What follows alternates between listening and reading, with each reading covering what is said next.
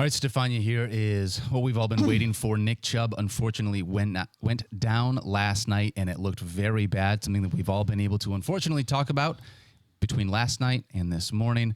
As a physical therapist, when you are watching that injury, or when you understand what happens there, can you take us through as fantasy managers what we need to know about this Nick Chubb injury?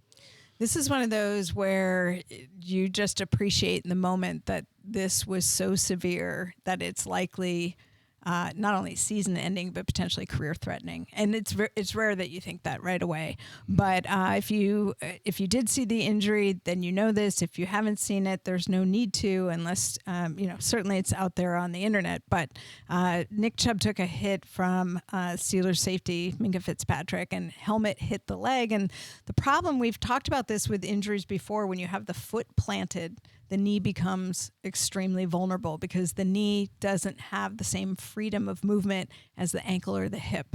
And Nick Chubb's foot was planted.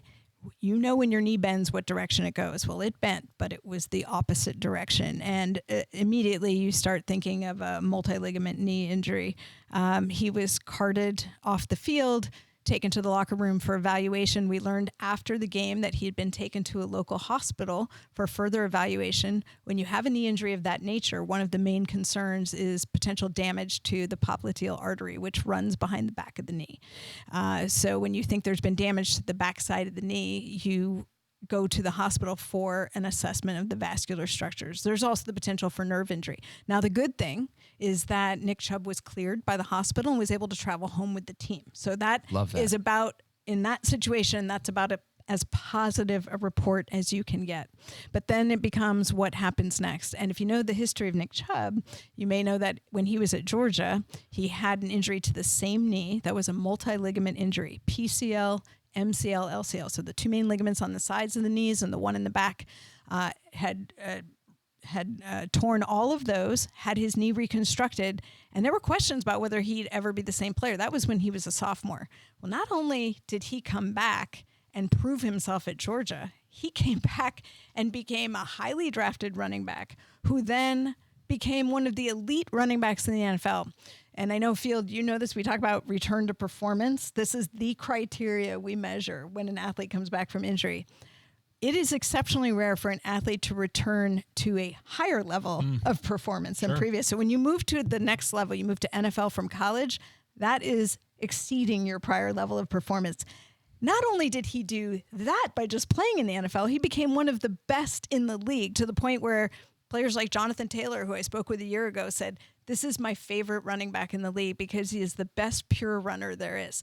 To make it look that natural, that effortless after that type of injury is really rare. So now this injury on top of that, we're just all standing by and saying that we wish him the best. Surgery will be involved. We don't know when, but those are the parts that we wait for. I think for now, just appreciate the player and the person that he is. And I think for the Browns, this is much of a loss in the locker room as it could possibly have, because by all accounts, he is an outstanding human being on top of being a terrific athlete. Yeah, this is absolutely brutal for us as fantasy managers, just across the board. I mean, Nick Chubb is one of those guys we like to root for. Well, let's move ahead and talk about some more injuries here, Stephania. Nick Chubb, unfortunately, not the only running back that got injured. Saquon Barkley dealing with an ankle injury as well. We're expecting him to miss multiple weeks, although we're trying to figure out what that means and what the injury is. What can you give us on the latest for Saquon? Well, he left the game late Sunday. It was his right ankle, needed assistance off the field, and we heard initially that x-rays were negative. He was having an MRI to determine more specifically what happened. I think if you look at the video, the mechanism of how he went down, it may have reminded you of what happened with Tony Pollard. Some of these injuries we've seen where they call it a hip drop tackle, where the player the tackle is coming down the leg and the player gets kind of bent sideways. Their hip is dropping in, and the mechanism puts a lot of torsion on the ankle, puts the knee at risk too. And so the question became, was this a high ankle or a non-high ankle? I know that Adam's reporting was that the word ordinary, I would say, or because that's what he was told, to be clear. Sure. But the ordinary is anything but when you're the person who's involved, like Saquon. I think all that matters here is that they did not see anything that defined a high ankle sprain on imaging. But what they are looking for is damage to the particular ligaments at the roof of the ankle or any separation of the two leg bones. In the absence of that, a lot of swelling. You can have a lot of different type of structures that are involved as far as tissue damage. But it sounds like they are expecting a multi-week injury. And what's most important for this week is that the Giants are staying out in Arizona because they play the 49ers on Thursday night. So I think the notion that Saquon could be available Thursday is just out the window, even though the Giants haven't officially said it. And I would plan on making preparations for at least a couple of weeks, especially given the fact that he has the history he does of ankle sprains on both sides and his ACL injury. Short week. Yep. Playing the 49ers. Yep. Matt Breida leads arguably the thinnest backfield behind the starter in the NFL, or one of the thinnest. I think Breida is certainly an add on waivers this week. He will not be cracking my top 20 for running backs this week. Not even with a revenge game? Even with that's anything a good call. could happen. That's a good call. There is certainly blowout potential here, and this could be a game in which he, pieces together 5 catches in the second half because the 49ers are smothering the Giants. But he's a solid but not spectacular runner, very fast but not a power back, Matt Breida. So I am sort of managing expectations for the next couple of weeks. Also, wouldn't surprise me if the Giants turn to something of a committee, right? It's not going to be Matt Breida playing all but 2 snaps, which is where Saquon was last week, and obviously that was because of the injury. It's going to be much more of a timeshare than it was with Saquon Barkley. So it's a bummer for Saquon. Hopefully he's back soon. But I think that there is less value here in the replacement back by far than what we were just discussing with Jerome Yes, Ford. I think is actually good. Yes. Jerome Ford is good. Yes, I am totally with you. When you look at the way that these Giants utilize, and I think we said this yesterday a little bit, Field, when you look at the way that the Giants utilized Saquon Barkley on Sunday, they very specifically did not want to give the ball to any other running backs, even when he was healthy. I mean, these guys did not get any touches until he came off the field because of that. So you're looking at this situation, and it's like, I understand you got to add somebody here. You're hopefully not starting anyone against the 49ers on a short week, though. Yeah, but you should add. Like, these are the kind of players that, like, you should add, even if you don't plan on using them, because there are only 32 starting running backs. Yes. If maybe he pops and looks better than we realize, plus they're not going to play the 49ers in every week 4. Yep. A totally reasonable player to add that if he plays better, then maybe you expect him to play. Even if you don't need him, somebody else will. I was just going to say that. Yep. You're snagging him from somebody else as well. Stephania, I need Joe Burrow to play better. He's been dealing with a calf injury. Is there any chance here in week 3 that fantasy managers can see a different Joe Burrow? I don't know, because I think it's more complex than the calf, but I'll deal with the calf injury. This is something that happened 6 weeks ago, July 27th. Remember, we all saw it in practice. Yep. And one of the things that I said at the time was he's got ample time to recover for week 1, but the concern that you're going to have is this going to be a lingering injury or something that recurs? Somewhere between 19 and 38% is what's reported in the literature of either a recurrence of a calf injury or a secondary compensatory injury after something like this happens.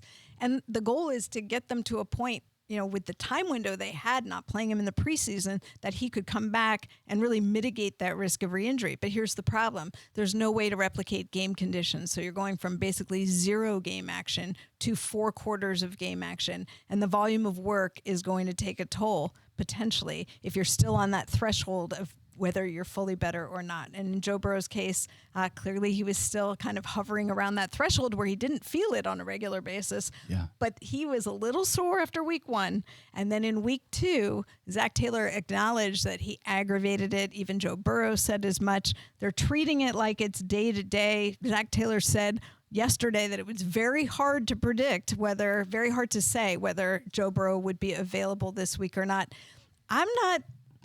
This is a tough one, guys, because I'm not sure what he looks like if you have him available. Yep. And just because he is available doesn't mean we're out of the woods on this. The fact that he had this setback makes you now more nervous that this could be happening again and again over the course of the season. So just listen to the Bengals this week. And Stephania shared a couple of the quotes. The tenor totally strikes me as we are not expecting Joe Burrow to play on Monday night.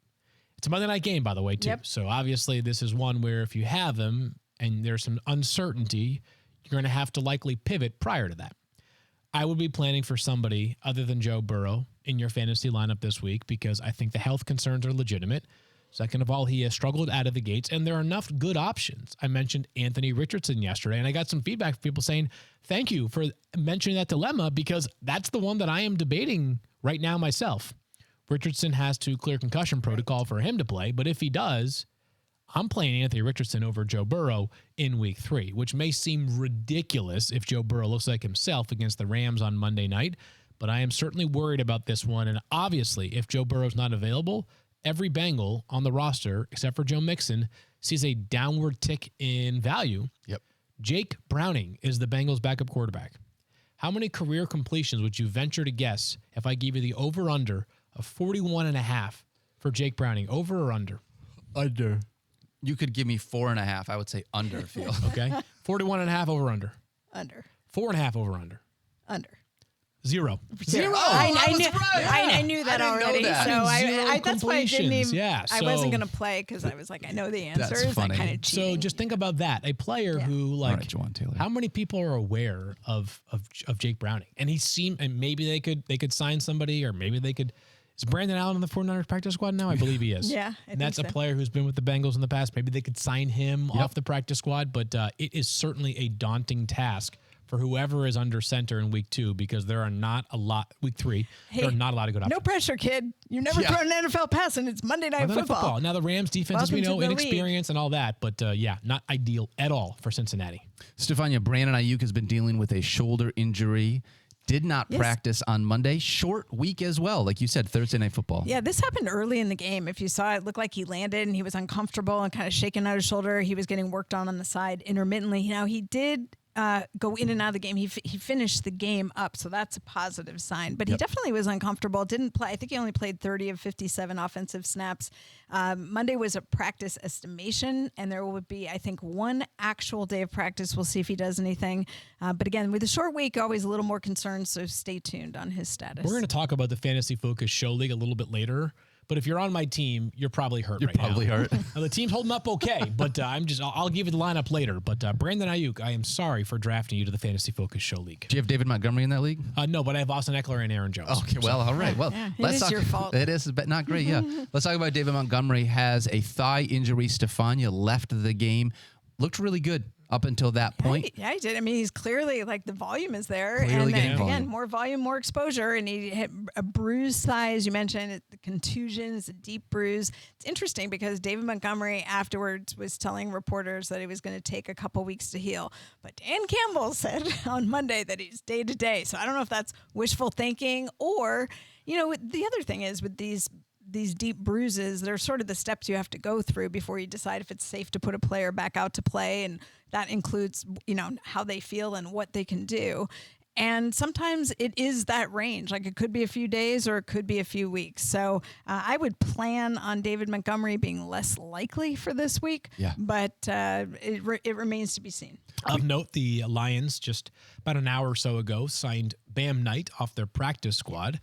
I think that's notable because what it might tell you is not necessarily that they are going to lean on him if David Montgomery is unavailable, but that somebody else might have come calling for him. Right? You've got the Cleveland Browns who all of a sudden have depth concerns. There are teams, Chase Edmonds left the game for Tampa this past weekend. Like, that's a thin backfield already.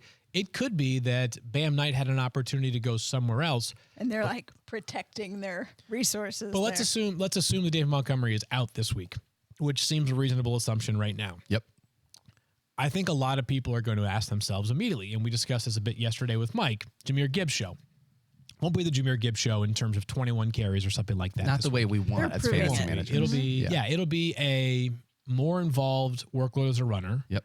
And then his usual, I guess it's hard to say. Through usual, two games. play two Yeah. games. Yeah. What you would expect for him to be as a receiver. So I think you'll see some Craig Reynolds. Yep. Maybe some Bam Knight. This one might be a lot less cut and dry than people would think, given that one half of a two-headed backfield is potentially unavailable in a given week. I'll say this. If you needed a quarterback, I don't think that Jared Goff is a bad streaming option because without David Montgomery manning that running back room the way that they want, they might have to lean on him passing a little bit more because they're not going to give, like you said, Jahmyr Gibbs 25 touches. Hey, I always do this. I don't know if it makes sense or not. I always set my lineups Tuesday morning, even before waivers have gone through, just to give myself a first look. Sure. And Jared Goff's my backup in that Joe Burrow team that I have, and I've already got Goff penciled in there. Maybe even if Joe Burrow plays, Jared Goff obviously has been. He's a good football player, right? And it's also a 6-point passing touchdown league, so that certainly helps the value of somebody like Jared Goff, who's not going to add much at all with his legs. But yeah, that's it's a good opportunity for Jared Goff this week. Absolutely. All right, and Stephania, we had talked about Jamal Williams with the hamstring injury. We expecting him to be able to return this week? I think it's too soon to know. This just happened last night, so. We'll have to wait for a little bit more information there. Yeah, again, Tony Jones might be on the radar. If you're playing a deep league, I'm telling you, just go at him right now. The because only he's one legit. by default. Yeah. Him and Taysom Hill, the only 2 running backs. All right, a couple other quick hitters here. Jalen Waddle making his way through the concussion protocol. Hopefully that happens quickly. Entered it yesterday. Entered it, and Mike McDaniels made me very confident because he's already progressing through it is the way that McDaniels made it sound. Semantics. Maybe that's a coach speak a little bit there. We keep an eye on him. We'll have to continue to track this. I don't know, and it's very early in the season, but so far, every player that I have noted that has entered the concussion protocol, this is different than as an example, Davante Adams, who was checked for a concussion. We'll talk about him in just a second, but entered the concussion protocol. Every player that I've seen so far this season has been out for at least 7 days.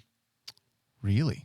I mean, at least, yes. I mean, we're early in the year. There's not been a lot of them, but yes, Jacoby Myers is an example. We've seen that have entered the concussion protocol. Interesting. Stephania has told us 9,000 times, not linear. Yeah. But I think teams are going to be very cautious with these given sort of the climate surrounding head injuries in the NFL. What about Amon-Ra St. Brown? He got banged up on Sunday as well. Looked like a turf toe issue. Well, yeah. Well, so this is a weird one because the team, as often happens during the game when they tweet about a player being out, they said cramping. They said he was cramping, but then there was camera footage of him being on the table working with the athletic training staff.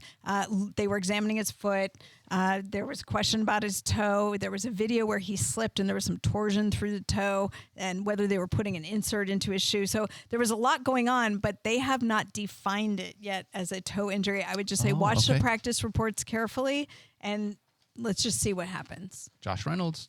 If you needed somebody, I'm saying Josh Reynolds is not a bad waiver option. We'll talk about him a little bit later. In back-to-back weeks for the Lions, and he is the number 2 wide receiver right now. Definitely. It's not Jameson Williams, obviously. Nope. It's not Jahmyr Gibbs. Not Marvin Jones. It is clearly. By the way, Josh Reynolds is a good football player. Yes, he is. Like he was fine. Remember, he got kind of cut unceremoniously by the Rams, ends up with the Titans. Like, he's a fine football player who I think the Lions are going to lean on quite a bit, whether Amon-Ra is available or not. A lot of Reynolds on the Lions. Yeah, I want to clean this up, by the way. I just mentioned Davante Adams, who was tested for a concussion after the game.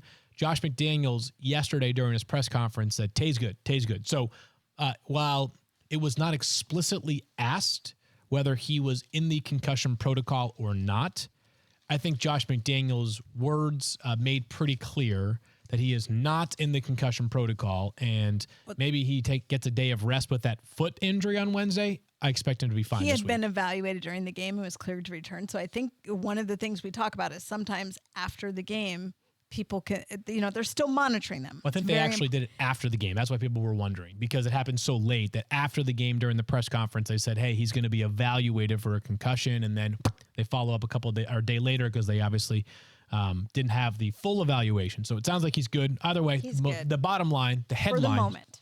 For now is that he seems to not be in the concussion protocol, and obviously a big part of that Raiders receiving game that plays the Pittsburgh Steelers this week in Vegas. That's right.